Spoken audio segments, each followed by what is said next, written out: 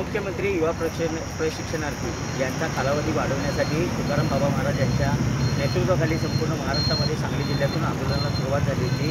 ज्या जे प्रशिक्षणार्थी आहेत त्यांचे 5 महिन्याचा कालावधी मुख्यमंत्र्यांनी वाढवूनसुद्धा दिला। याबद्दल मुख्यमंत्री असतील, दोन्ही उपमुख्यमंत्री असतील यांचे जाहीर आभार आणि दुग्धाभिषेकसुद्धा या तुकाराम महाराज आणि त्यांच्या प्रशिक्षणार्थ्यांनी या सांगलीमध्ये मोठ्या जल्लोषामध्ये केला होता। मात्र आता सध्या तुकाराम महाराज पुन्हा एकदा आंदोलनाच्या तयारीत आहेत। आपण जाणून घेऊया, आपल्यासोबत होता या आंदोलनाचे नेतृत्व करणारे तुकाराम महाराज आहेत। महाराज, मला सांगा, आपण पुन्हा एकदा आंदोलनाच्या तयारीत आहात, काय भावना आहे? एकीकडे आनंद उत्सव साजरा केला, आनंद उत्सव साजरा केल्यानंतर आता मुलं कामाला लागणार, आजचं उद्या होणार, उद्याचं परवा होणार असं वाटतं।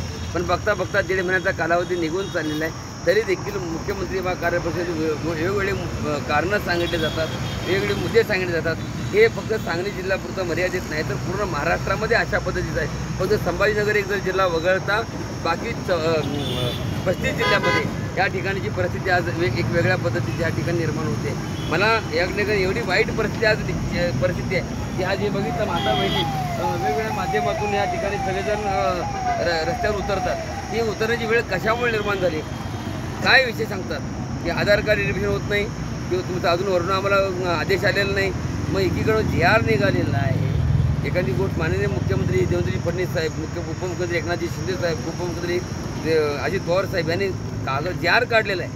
आणि तरी देखील तुम्ही जर 1.5 महिना होत असेल आणि तुम्ही जर त्या ठिकाणी कामाला त्या मुलांना घेत नसला तर ह्या मुलांना जिवंत फुल मारण्याचा विचार दिसतो।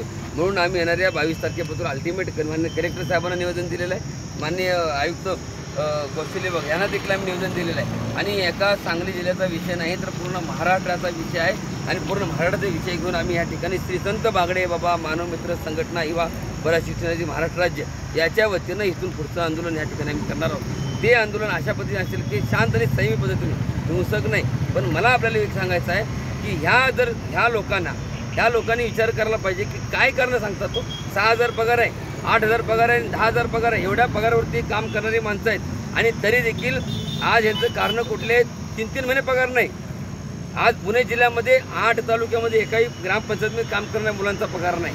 जर एवढी परिस्थिती बिकट असेल तर माझी विनंती आहे, ह्या सगळ्याच गोष्टी महाराष्ट्रातले वेगवेगळे मुद्दे जे आहेत त्या प्रमुख मागण्यावरती आम्ही या ठिकाणी येणाऱ्या 22 तारखेला बसणार आहोत। जर सरकारने आता माननीय कलेक्टर साहेबांना आम्ही भेटलेलो आहोत, त्यानंतर कौशल्य विभागामध्ये जाऊन देखील अधिकारी साहेबांशी भेटलो, त्यांना सरकारमध्ये चर्चा केली। आमच्या सांगली जिल्ह्यासह महाराष्ट्रामध्ये हा पूर्ण JR निघाला पाहिजे आणि हे सगळे मुलं आणि एक दुसरी गोष्ट 30 तारीखपर्यंत मुदत दिलेली आहे आम्हाला, जॉईनिंग व्हायची 30 तारीख लाट दिलेली आहे आम्हाला, 31 मेपर्यंतची मुदतवाढ भेटावी हे त्या ठिकाणी दिलेलं आहे। ज्यावेळी जॉईनिंग होताना आधार कार्ड व्हेरिफिकेशन करत असताना ज्यावेळी वय मर्यादा कमी होती, आता वय वाढलेलं आहे, त्याचं त्या ठिकाणी हे करून घेतलं जात नाही, समन करून घेतलं जात नाही, त्या ठिकाणी OTP नंबर त्यांना उपलब्ध होत नाही। तर त्या सगळ्या गोष्टीवरती स्थिरता करून हा या मुलांना जेवढे मुलं जॉईन झाले 6 महिन्यामध्ये तेवढी मुलं सगळी पुन्हा जॉईंट व्हावे अशी माझी सरकारने विनंती आहे।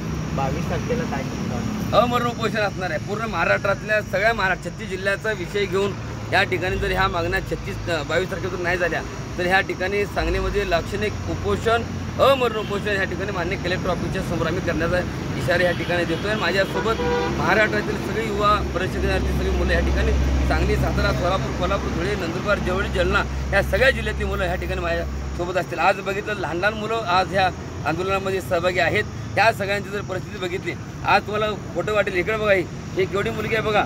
आज सकाळी तुमचं ताई गाव कुठलं? लोअर गावरून बाकी आहेत। आताची ताई कुठे आहेत? आत्ताच का आता बोलत ताई कुठे आहेत? ह्या तुमचं मुलं कुठं आहे बघा। हे लहान लहान मुलं सोबत घेऊन हे लोक येत असतील आणि तुम्हाला जर एवढं जर कळत नसेल, 6,000 पगारामध्ये काम होणार आहे। 6,000 पगारासाठी देखील आज ह्या मुलांचं भविष्य बघा। तरुण मुलं आहेत, त्यांचे लग्न ठरलेले आहेत, त्यांच्या डोक्यावरती अक्षरं पडणार आहेत, सरकारमध्ये गव्हर्नमेंटचा जॉब आहे म्हणून, तरी देखील सरकार विचार करायला तयार नाही। माझी हा जोड विनंती आहे, जर 22 तारखेपासून नाही झालं तर तुमच्या सर्वांच्या माध्यमातून या ठिकाणी आंदोलन करण्यात येईल। आपण पाहू शकता लहान मुलांच्या सहित या महिलासुद्धा या ठिकाणी आलेल्या आहेत। आपण जाणून घेऊया, तुमचं नाव सांगा आणि काय भावना आहे? नमस्कार, मी स्वप्नाली शिवांना कौलापुरे, एक युवा प्रशिक्षणार्थी। 10 महिन्यामागे असा JR निघाला की युवा प्रशिक्षणार्थी म्हणून सरकार आमची भरती करते। आम्ही आनंद उत्सव साजरा केला, माझ्यासारख्या अनेक महिलांनी आणि आमच्या भावांनी फॉर्म भरला। फॉर्म भरल्यानंतर आम्हाला 5 महिने कामावरती ठेवून घेतलं। त्यानंतर बाबांनी मोठं आंदोलन करून आमचे 5 महिने आणखी वाढवून आणले। वाढवून आणल्यानंतर आम्ही सांगलीत मोठा दुग्धाभिषेक करून त्यांचा मनापूर्वक स्वागत केलं आणि आम्हाला खूप आनंद झाला की आता आम्ही इथून पुढे असंच रोजगारावर राहणार आहोत. पुढच्या 5 महिन्यानंतर आता जवळजवळ 1.5 महिन्याचा कालावधी उलटून गेला.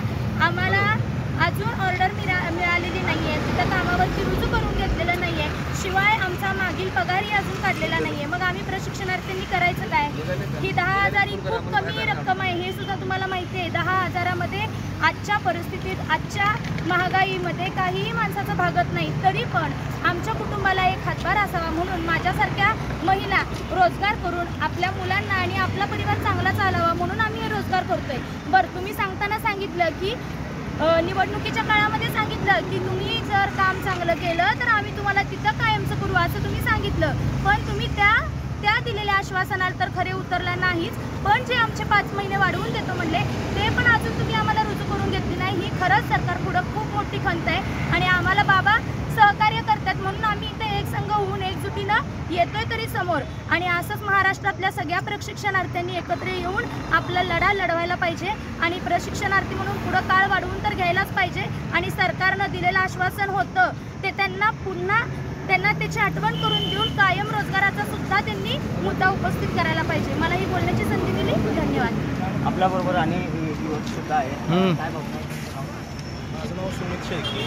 गेला आम्ही 2 महिने झालं हा लढ्याला आम्ही उतरलो आहोत. तुकाराम बाबांच्या नेतृत्वाखाली संपूर्ण महाराष्ट्रभरात आम्ही लढा देत आहोत. जी सरकारनं आम्हाला आश्वासन दिलेले आहे ती सरकारनं लवकरात लवकर पूर्ण करावी अशी मी सरकारला कळकळीची विनंती आहे. तुम्ही 6 महिने आम्हाला दिलं, 6 महिने झाल्यानंतर आमच्या लोकांनी चांगलं काम केलं, कुठेही आमचे लोक कमी पडलेले नाहीत. पण माझं सरकारला विनंती आहे, आदरणीय देवेंद्र फडणवीस साहेब असतील, एकनाथजी शिंदे साहेब असतील, अजित पवार साहेब असतील, यांनी आमचा लवकरात लवकर विचार करून आमचा प्रश्न मार्गी लावावा. नक्कीच आपण पाहू शकता आमच्या मागण्या त्वरित मान्य करा, अन्यथा 22 तारखेपासून जिल्हाधिकारी कार्यालयाच्या समोर आमरण उपोषण असणार आहे असा इशारा तुकाराम बाबा महाराज यांनी राज्य सरकारला दिलेला आहे. आता राज्य सरकार काय भूमिका घेतं हे पाहणं महत्त्वाचं ठरणार आहे. कॅमेरामन सुजितसोबत मी शंकर देवकुळे, TV9 मराठी, सांगली.